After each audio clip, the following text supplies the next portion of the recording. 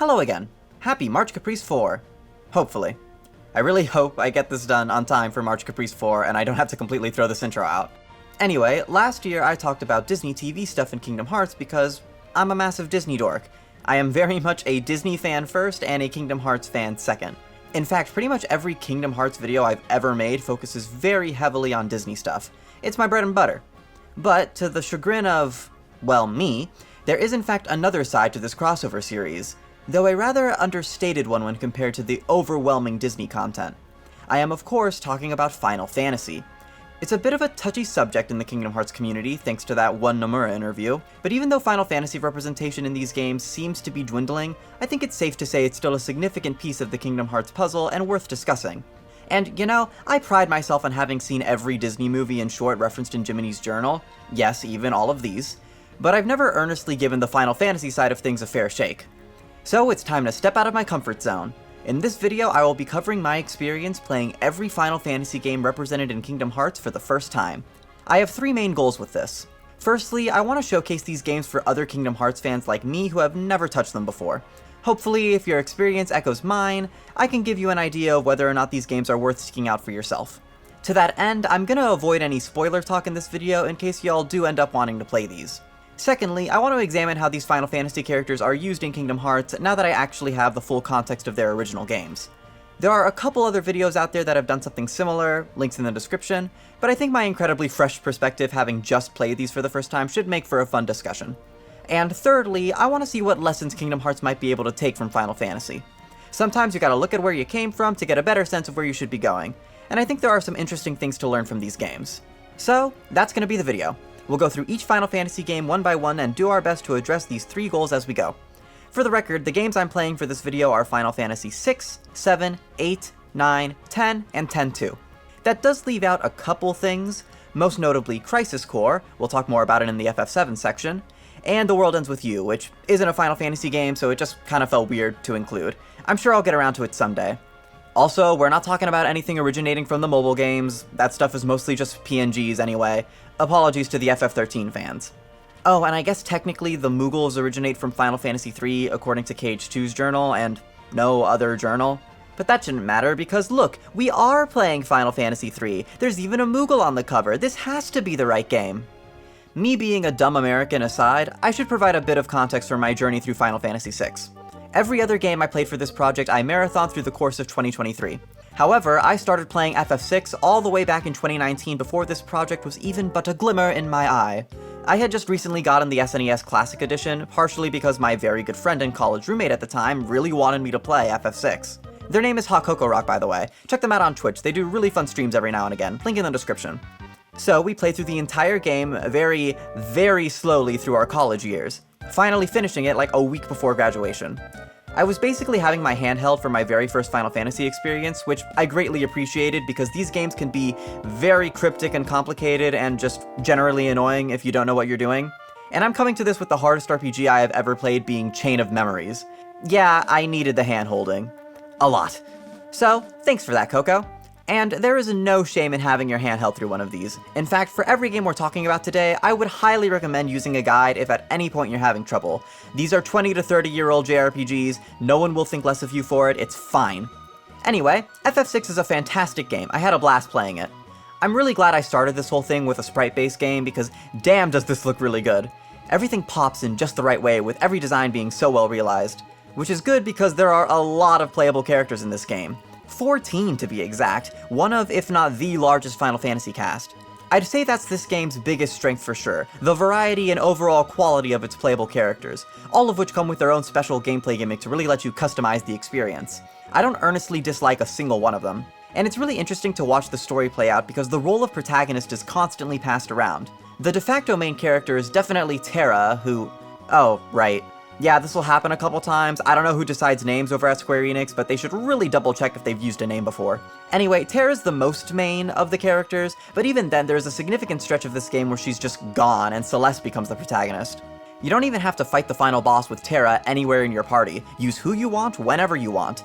It's a style of storytelling that I think really enhances the experience. You're constantly shifting focus between different characters as all their backstories uniquely inform their actions through these world-shattering events. Sometimes you'll do a dungeon that is completely dedicated to a party member you probably forgot about, and by the end, you're crying. Though, in a cast this big, there are gonna be some clunkers. Every one of these games tends to have a joke character or two, which are all good fun. This game has like 3, with Mog, Umaro, and Gogo. More disappointing is what I'm gonna call the late game character, someone who shows up just a little too late in the game for me to be able to get invested in them. For FF6, this is Relm and Strago. They just do very little for me. If you're wondering who my favorite character is, it's Shadow. He has ninja stars, a mysterious past, and a dog. The dog is pulling a lot of weight here. But it's here where I think we get our first lesson that Kingdom Hearts might want to take note of. There's been a lot of talk recently about the Kingdom Hearts cast becoming bloated. Too many characters, not enough games to go around. And I sort of have to ask myself, why has Kingdom Hearts never tried to have a party with more than one original character? The party member mechanic is only ever used for some sweet Disney synergy, but why not have the power to actively swap who you're playing as? I'm not even suggesting something as outlandish as FF6's 14 characters, but maybe a party of Sora, Donald, Goofy, Riku, and Kairi. Donald and Goofy can still act as they always have, but maybe you can swap who you're primarily playing as between the other 3. Effectively how the FF7 remakes work. And with this in place, why not have a game where you're more of a group traveling through different worlds, and thus the worlds aren't obligated to focus exclusively on Sora? Or any single character for that matter. I feel like Birth by Sleep is the closest thing we've gotten to a multi-protagonist game, but their stories are so mechanically separated that it doesn't quite hit the mark despite its efforts. It is pretty odd in hindsight that Kingdom Hearts tends to focus so heavily on a singular protagonist when Final Fantasy is pretty much always group-focused. It's an interesting little disconnect. But I think a readjustment in this regard could go a long way in better incorporating the now rather large Cage cast. Anyway, circling back to FF6, I do want to touch on gameplay before we move on, mainly because it wasn't what I expected at all. I came in expecting Pokemon or Persona style turns, and I got the ATB, or Active Time Battle System. It's still effectively turn-based, but you and your enemies' turns are indicated by a timer. These timers never stop moving, even when you're picking your move. So, if you struggle to menu like I sometimes do, your enemy can sometimes get some free hits, which I hate.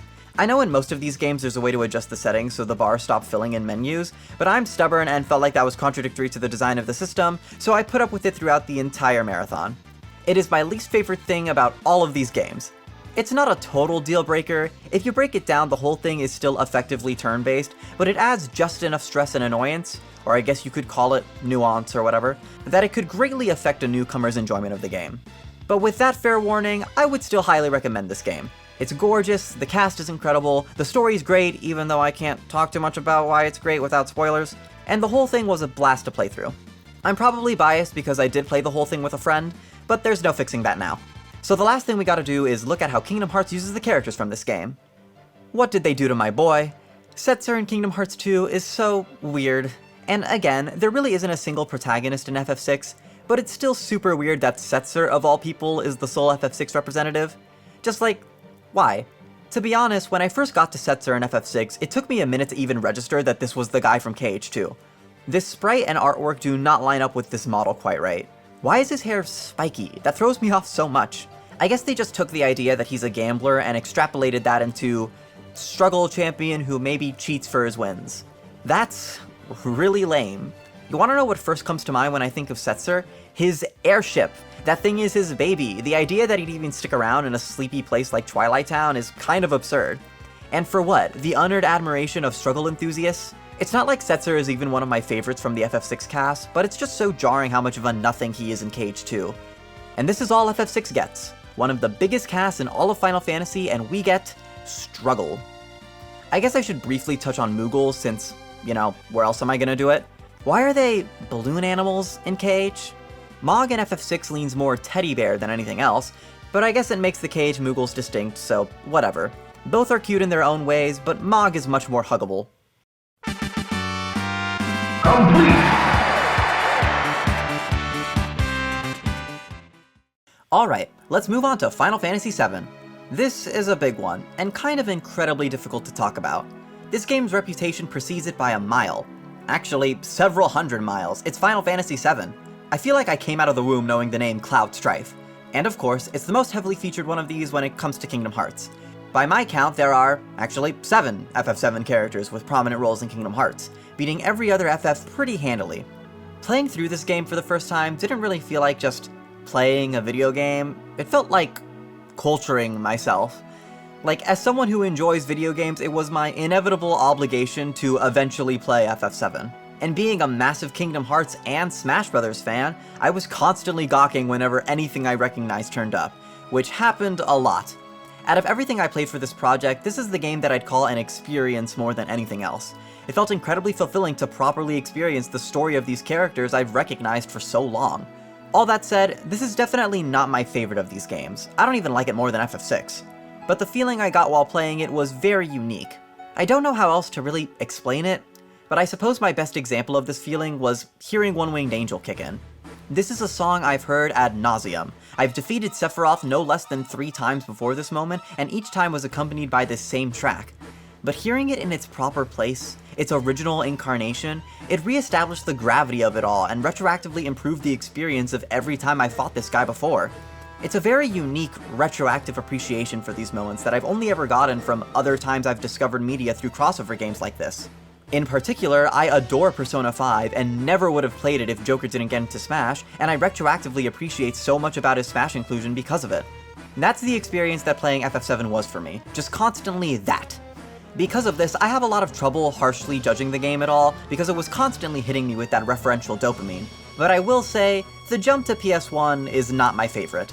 This whole era of gaming is sort of a visual nightmare for me. We had just gotten really good at sprites, and now we're struggling to make the most disgusting 3D models ever. Whatever, it's not really fair to judge the game for the time it was made in. What I will judge it on is its cast.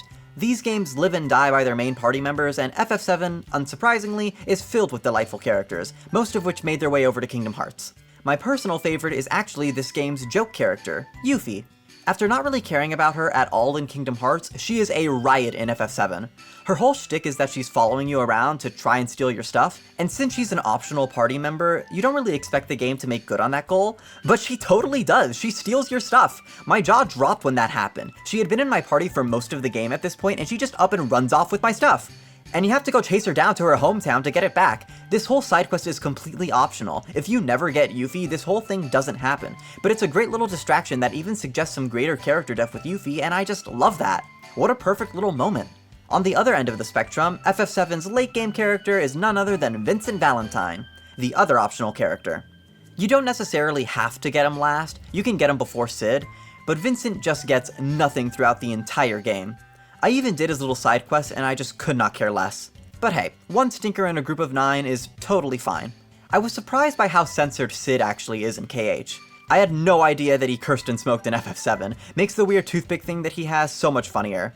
Like, he just found out he's in a world filled with Disney characters, so he's trying not to smoke in front of them, but he misses the mouthfeel, so he found this cartoonishly large toothpick to get by with.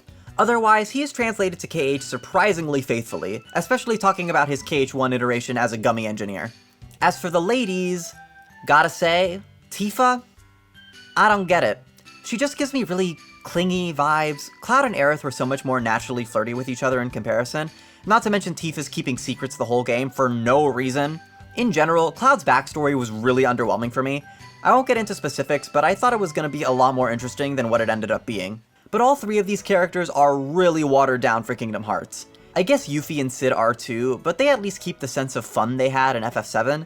Cloud, Tifa, and Aerith just get nothing. They seem to have picked the worst traits of each of them to carry over. Cloud's just all edgelord, Aerith's nice in the most boring way possible, and Tifa's just obsessed with finding Cloud. And you know, I think a big reason they fall flat is because they aren't actually allowed to interact with each other much or acknowledge a lot of their pasts, which actually calls a lot of things into question. Okay, so when it comes to Disney, it's always safe to assume that the KH version follows the source movie pretty closely. There are oddities like Kerchak and the Kraken surviving their respective movies, but these are the exceptions, not the norm. However, for Final Fantasy, we are forced to assume that basically nothing about these characters' origin stories is truly maintained. These are all alternate versions of the characters reworked for Kingdom Hearts. They all mostly come from Hollow Bastion, which is especially weird in Yuffie's case since so much of her story revolved around her hometown of Wutai. They presumably never went on their original journeys, even though they're all wearing Advent Children outfits in KH2, which makes this even more confusing, and therefore their relationships with each other aren't quite carried over. Sometimes. They seem to just pick and choose the bits they want to keep. A perfect example, Cloud and Sephiroth. Here it's obvious that some level of their previous relationship is maintained, but it's impossible to decipher anything specific. In general, the FF7 cast seems to come in two groups. The Hollow Bastion Restoration Committee, where Cid, Yuffie, and Aerith hang out, and the trio that's just constantly looking for each other, Cloud, Tifa, and Sephiroth. And these two groups almost never interact, which is wild because that means Cloud and Aerith are effectively strangers in this universe. That feels so wrong on so many levels. The two of them get this one scene in KH2, but even that is so stilted and awkward and just, ugh. I mean, Aerith being around in general is kind of, well, let's not get into that. This whole thing begs the question, what exactly are these characters here for? Especially when they can come off as caricatures of themselves. I honestly don't know. Is it just because it's cool to have them here? But doesn't that dissipate a bit when they don't really feel like themselves, or at least their truest selves? Well, these feel like end-of-video questions to answer, so for now I suppose we should address our odd one out, Zack Fair. Now, while I didn't play Crisis Core for this project, it felt weird to slot an action RPG into a turn-based marathon, I did go ahead and watch a long play of the game just in case it helped inform Zack's Birth by Sleep appearance. And holy hell, it totally does. It's kind of insane how they perfectly connected Zack's young and naive aspirations about being a hero into the Olympus Coliseum narrative, which has always been about what it means to be a hero. And they did it in the prequel game, which is perfect because Crisis Core is a prequel game. It's not like they do anything totally insane with it, but they didn't really have to. The connection was already so perfect that they just made the obvious choice to do the obviously cool thing. It really elevates what I previously believed to be one of the worst Disney worlds in the series, which is insane to me. How did Final Fantasy elevate a Disney thing for me? This is all backwards. So, yeah, more of this please, more FF stuff similar to Zack and BBS and we'll be golden. I guess one final word on FF7, go play it. Despite the PS1 crustiness, I promise you, if you're a KH fan, there's a lot of fun to get out of properly experiencing this one. I guess you can always just play the remakes if 90s video game mechanics truly frighten you, but I'd still personally prioritize the original first. Complete! On to Final Fantasy VIII. This is the bad one. We did it, everybody. We found the bad one. I unapologetically despise this video game. What a nightmare to go through.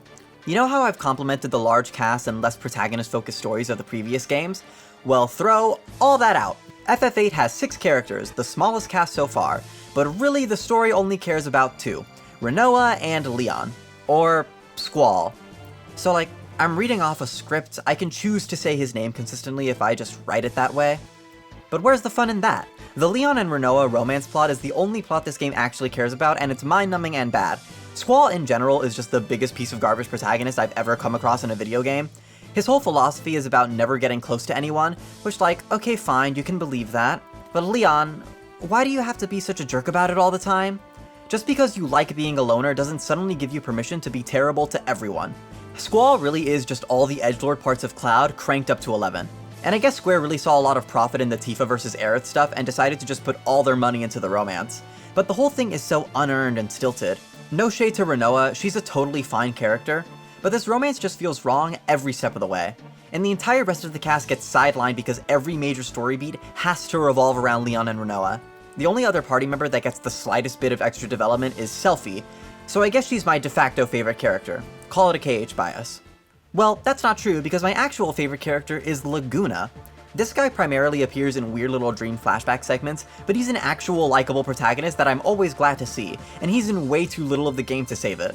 Apparently he was planned to run the Mirage Arena in BBS, which would have been so perfect because, you know, BBS is a prequel and Laguna appears in flashbacks. God, the synergy could have been just as good as Zack's. But story and characters aren't the only way FF8 falters, no, the gameplay just had to be completely atrocious as well. So there are these things called Guardian Forces, or GFs, that are basically the summons of this game. Side note, why do all of these games need to have a different name for summons? We go from Espers to just summons, I guess, to GFs, to Eidolons, and finally Aeons, just why? Anyway, in FF8, instead of gaining some set stats upon leveling up like any normal RPG, your stat boosts are effectively determined by your equipped GF. This system existed in previous games, but it was always secondary to standard levels, from my understanding. The real kicker is that in FF8, all enemies level scale, so they will always match your level. So you can be going about your day, casually leveling up under the assumption that you're getting stronger, but really you're powering up the enemies to a ridiculous degree while you're lagging behind because your GFs probably suck. In my playthrough, I never actually found any GFs. Art imitates life. So I was running with my starting set and getting my ass handed to me. At a certain point, I just felt like I was playing the game completely wrong, and in a desperate bid to make sure I actually got through this game for the sake of this project, I turned on a cheat button that comes with the HD remaster, basically letting me steamroll through the last third of the game. If you know the game and you're wondering when I turned it on, it was the Cypher and Adia fight. Speaking of which, I think the best thing I got out of playing this game was experiencing a Cypher that the game really wants to be intimidating, but I just see him and think about how he totally owned you lamers. I guess this is the give and take with experiencing Kingdom Hearts first. Sometimes it's a beautiful moment like One Winged Angel, sometimes it's a character becoming a complete laughingstock. Overall, all the FF8 stuff in Cage just makes me laugh. Fu and Rai basically act the same way, they are Cypher's loyal lackeys in both games, but it's way funnier when they're just the local bullies. Selphie is kind of a nothing inclusion. It's honestly just really weird that she's here at all. She's the odd one out of the Destiny Islands trio, the other two coming from FF10. She's aged down a tad, but it's definitely the least jarring of the three. Plus, she gets aged up in Cage 2 to around her FF8 age, so it's fine. They also traded her nunchucks for a jump rope, objectively a downgrade. And then there's the man himself, Squall Leonhardt, the oddball of the Hollow Bastion Restoration Committee. Leon comes off as Diet Cloud in these games, which is frankly an upgrade from how he is in FF8. But it's so weird to see him on his own here. Again, going back to the weirdness surrounding how much of their original stories these characters have experienced, why the hell is Squall so nonchalantly separated from Rinoa? Their whole game is about their romance, how they never want to leave each other's sides, yet Leon's apparently never heard of her in this universe. At the very least, he does take on a leadership role in Kingdom Hearts, which does echo some major beats from FF8, but the absence of Rinoa is still really distracting. Not to mention that both Squall and Cypher still have their scars from their battles with each other, even though there is no way in hell the Cage versions of these two have ever met before, let alone fought each other. Can you imagine Cypher dueling Leon with a struggle bat? All this to say, please avoid Final Fantasy VIII like the plague. If your RPG experience is in any way similar to mine, you're not going to be able to bend this system to your will. The Cage connections will not save it beyond getting to laugh at Cypher, just don't. Save yourself the trouble. I guess there is a lesson to be learned here. To me, FF8 feels like it took all the wrong ideas from FF7. Edgy protag, focus on romance, etc. And in doing so lives in the shadow of that game.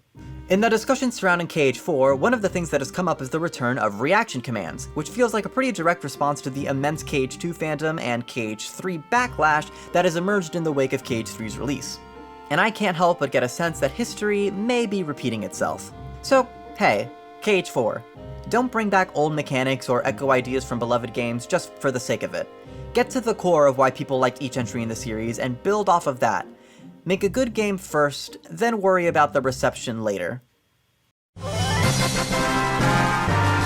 Complete! Thankfully, we go from the worst game in the project to one of the best, Final Fantasy IX. The last of the PS1 trilogy, this game has more of a cartoony art style when compared to FF7 or 8. And that probably has something to do with why there aren't more FF9 characters in Kingdom Hearts. All the other FF inclusions have a pretty consistent uniformity to their designs. They're all at the very least humanoid after all. So for FF9, all we get is Vivi, and for what it's worth, this is a fantastic choice. FF9's got a couple standout characters, but none stand out quite like Vivi. While definitely playing second fiddle to Dagger and Zidane, please don't make fun of how I pronounce it, I think everyone comes away from this game in tears over the tragic and touching story of this little guy. And I am no different. Vivi is easily my favorite thing to come out of this game. And I don't hate how little Cage does with him. At a bare minimum, the vibes of Twilight Town and Vivi's presence there are kind of a perfect fit. Seeing Vivi wandering around this town really echoes some of the opening moments in Alexandria, and even his dumb little waddling and fascination with the relatively mundane activities like struggle feels in character. Not to mention how Vivi is the poster child for existential dread, and that just feels way too appropriate given the Roxas of it all. They don't do much with my boy, but he feels very appropriately placed. Side note, isn't it fun that all the struggle opponents come from different Final Fantasies? It's a bit of an FF grab bag, and that's charming. As for FF9 itself, it's a very real contender for my favorite game of the bunch. It is all the story strengths of FF6 and 7, plus a great cast, with the only real stinkers being Amarant, our late game character, Quina, our joke character, who doesn't do a whole lot for me other than being a non-binary icon, and actually Zidane, our protagonist. I thought he was annoying as hell the whole time. But the other 5 are fantastic. Big shout out to Dagger, who is only second to Vivi in how incredibly impactful their story is. What really stands out to me about this game are its core gameplay mechanics. It's by far the simplest FF I've played, and I like that. I know, I'm a baby Kingdom Hearts player who just wants to mash X to win. Yes, this is all true, but let's be real. Complexity doesn't automatically mean quality, and sometimes a simple and easy to understand system works wonders. Back in FF6 and 7, there were the Magicite and Materia systems. Basically, you could equip these things to your characters in order to help them learn magic, which means, in theory, any character can learn any spell you want. In FF6, you kinda have to commit to a Magicite in order to eventually permanently learn the spell, which usually involves a lot of grinding. In FF7, there was no way to permanently learn a spell, it was entirely dictated by your equipped materia, but at least there was less of a grinding process. FF9 takes those two systems and just kinda gives you the best of both worlds, as well as folding it all into the equipment so there's one less menu.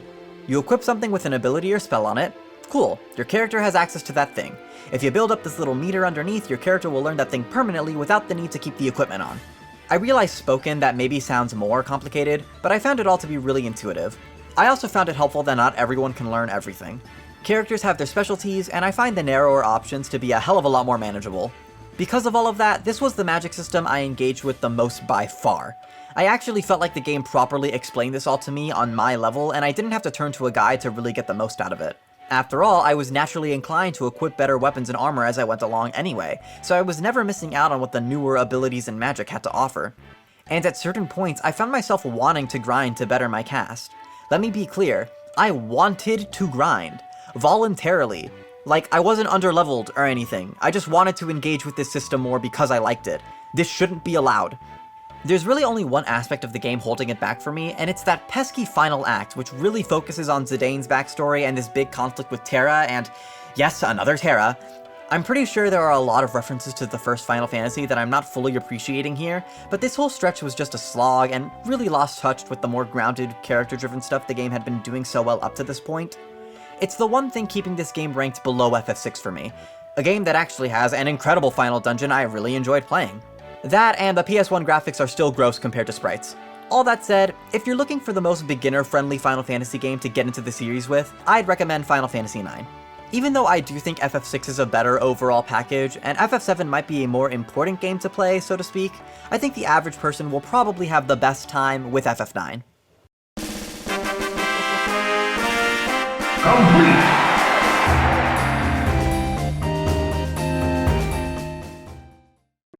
Well, we've made it to where Kingdom Hearts started, the PlayStation 2. It was honestly pretty weird jumping back into a game with full voice acting after getting quite used to just reading text for the past 4 games. Honestly, I may very well prefer the text-based stuff because both Kingdom Hearts and Final Fantasy X can be pretty slow-paced with their line deliveries. And that's really the first thing that comes to mind with FF10. Slow-paced. This opening takes its sweet time. And it kinda has to. I don't want to judge it too harshly for that. The game's ultimate message doesn't really hit the same without this long, drawn-out first half. What do I mean by that? Well, this game's about religion. It's a big critique of religion, or at the very least religious institutions. Yeah, I wasn't expecting it either. Not that potentially touchy subjects haven't been brought up before. Final Fantasy VII is about environmentalism, and this game's got a dash of racism thrown in there. But religion definitely hits a little different. I'm not sure I'm brave enough or even intelligent enough to properly delve into all of that, but the point is, the first half of the game sets up all these traditions and rules that these people believe in, forces you to deal with it, grow accustomed to it, understand why the world is the way that it is, so that ultimately you can realize how corrupt it all is and want to take it all down by the end of the game. It takes its sweet time, but once your party wises up to the whole thing, I'm all in. The game is fantastic from then on out. Specifically once Riku joins the party, you've gotta be kidding me. Easily my favorite character only for her immediate willingness to call Yevon out on all the BS. The entire cast is, again, great in this game. There isn't even really a bad late game character this go around. But yeah, Tidus was annoying. And yes, I said Tidus. He comes in with the tide. I will side with regular Pat on this one. Though screw that guy, dude spoiled one of the biggest twists of the game for me right before I got to it. Anyway, Tidus isn't as bad as everyone makes him out to be, but he's still kind of insufferable. For some reason, Final Fantasy protags seem to only ever be way too edgy or way too annoying. There is no in between. But I was still rooting for the guy by the end. The entire second half of this game really brings it all home. Probably the single strongest narrative out of the games I played for this project.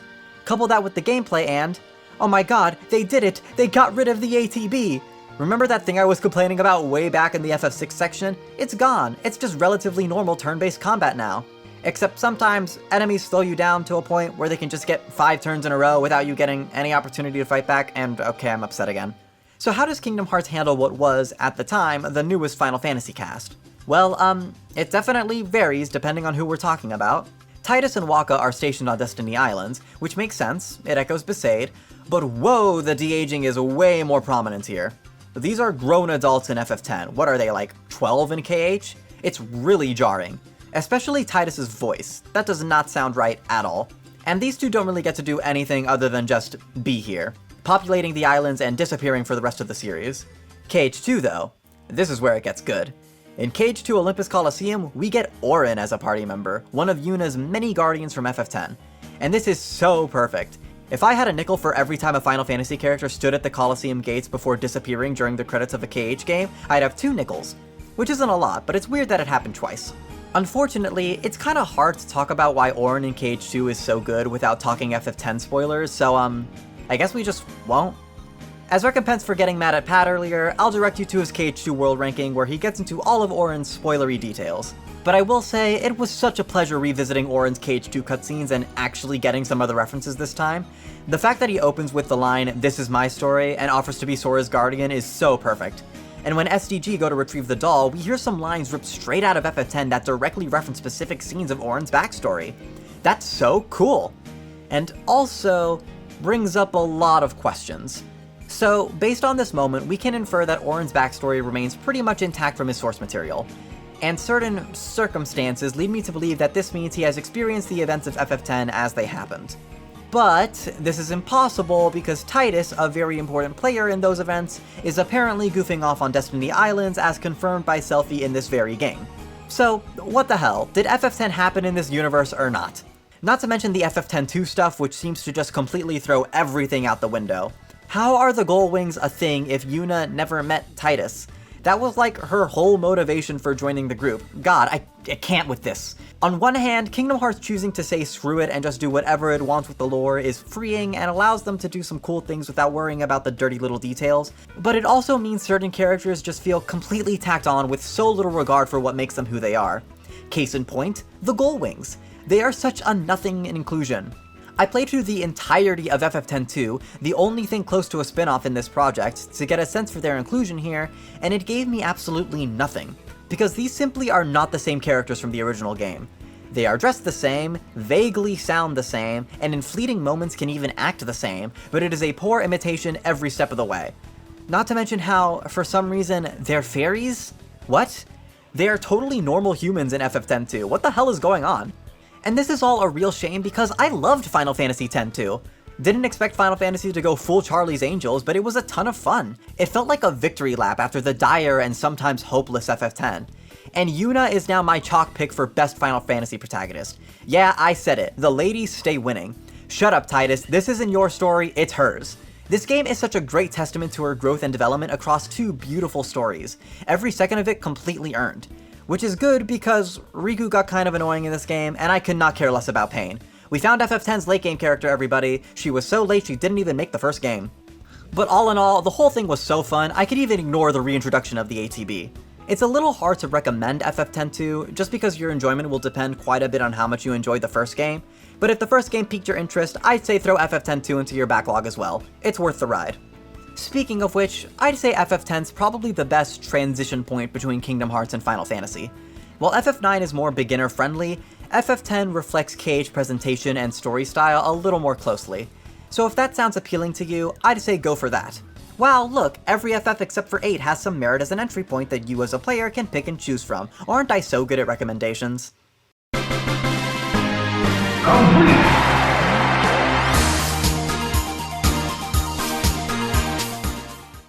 Well, that comfortably covers the first goal I set for myself at the start of the video. Let's clean up the other 2.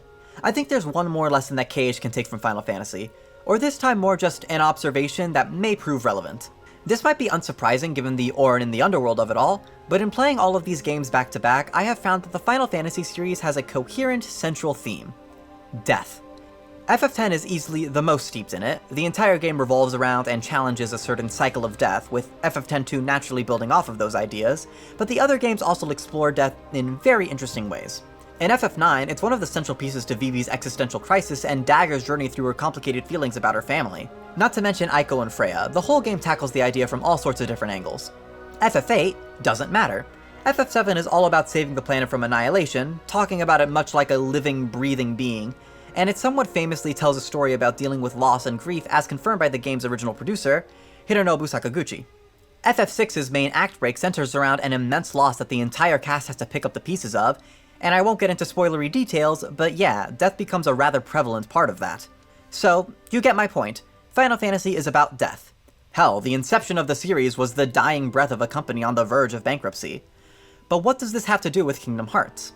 Well, I think now more than ever, everything. Look where Kingdom Hearts 3 left us. We're dropping the big D word in a Disney game. We are more poised than ever to delve deep into this theme as KH4 approaches. And it feels oddly appropriate now with all the Final Fantasy context. What a roundabout way to sort of bring the series home, back to its roots as this weird Disney and Final Fantasy crossover.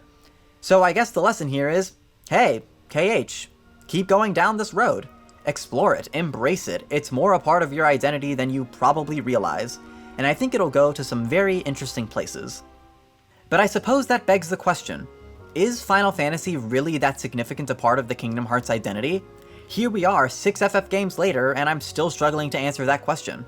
For starters, I found myself more disappointed with the FF integration than not. There are standouts. Zack and Auron are both really incredible picks, Cid works very well, I've got a soft spot for Vivi's inclusion, and there's the automatic cool factor of getting to fight Cloud, Squall, Yuffie, Tifa, and of course Sephiroth. But overall, they mostly come off as caricatures of themselves with very little substance. But at the same time, you can probably levy that same critique at all the Disney stuff. And I love that stuff, warts and all. I suppose, ultimately, you have to come at this from the perspective of a longtime fan. Because yeah, revisiting these cutscenes after having played these games, it is just inherently fun to see Cloud and Leon chatting, the Hollow Bastion Restoration Committee trying to hold everything together, Selphie referencing Blitzball. I see the appeal in a way that I never really have before. And you know, KH1 and 2 really did put a lot of focus on the Final Fantasy characters. They're mostly confined to a couple original worlds, sure, but they are major players with a lot to do. It'd be a shame for all of that to just disappear from KH entirely. But that gosh darn Nomura interview. Look, at the end of the day, Final Fantasy will never leave Kingdom Hearts entirely. Some stuff's just baked in. The names of spells, Moogles, items, synthesis, which in hindsight was really only in FF9, but whatever. All that stuff's not going anywhere. And to an extent, I could argue that the Disney and Final Fantasy crossover isn't about the characters, but about the gameplay. The crossover is all the Disney stuff being in this action RPG context. But man, even then, I think I'd really miss the Final Fantasy cast. It's just another layer to the absurdity that is Kingdom Hearts, and I can't help but love it. Let me tell you a story. I was on a call with some friends and we were talking about the original Tron because it's kind of an insane movie. I brought up KH2 because, of course I did, and everyone became morbidly curious about the scene where Tron jumps in the MCP hole. So I put it on for them and we all laughed our butts off.